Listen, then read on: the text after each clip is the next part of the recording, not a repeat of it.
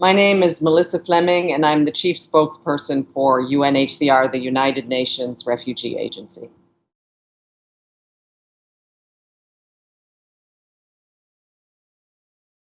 Well, it is the first ever summit, and it's happening at a time when, the protections for refugees and the human rights of migrants are unraveling. So we're very encouraged by the result of yesterday that, 193 countries signed on to a declaration that basically said refugee rights are irrefutable.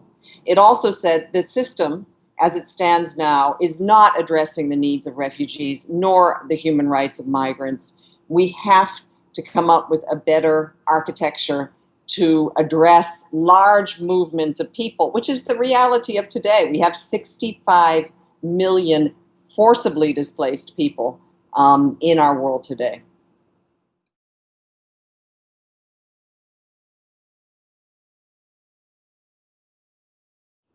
Absolutely. I mean, the sheer numbers are a challenge, but what's an even bigger challenge is when only a few countries are taking the responsibility of hosting so many, and the others are ignoring the burden that they're taking on and not contributing their fair share. And that's why another reason why we're really encouraged by this summit. Also, that there are going to be more pledges. First of all, that humanitarian organizations like UNHCR do not have to go begging and are not chronically underfunded. There'll be much more reliable financing in the future if this works. And the countries that are hosting so many refugees, they're going to get much more support from development actors. So that, when refugees, I've been in Lebanon where there are towns and cities where there are more refugees than citizens. They need new water systems. They need expanded and new schools. Hopefully, they're going to start after this day getting that kind of help. And finally, the richer world, the countries with the capacity are pledging to take in, through resettlement and other legal avenues, more refugees. So they don't have to get on these awful boats and risk their lives again, but they can come to their countries in a regular way and resettle and restart their lives.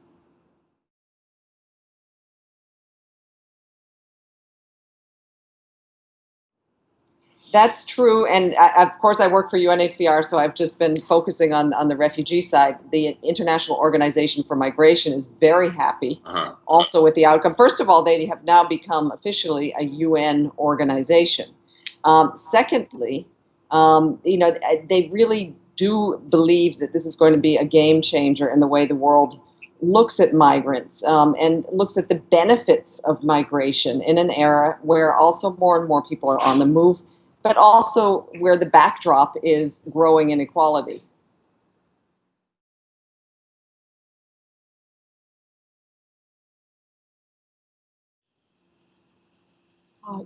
If the world can lay down its arms for just one day, give the people reprieve from the bombing, the violence, the gunfire, the fear, that can show that it's possible. It's possible to live in peace. The 65 million forcibly displaced people in this world right now are demanding it.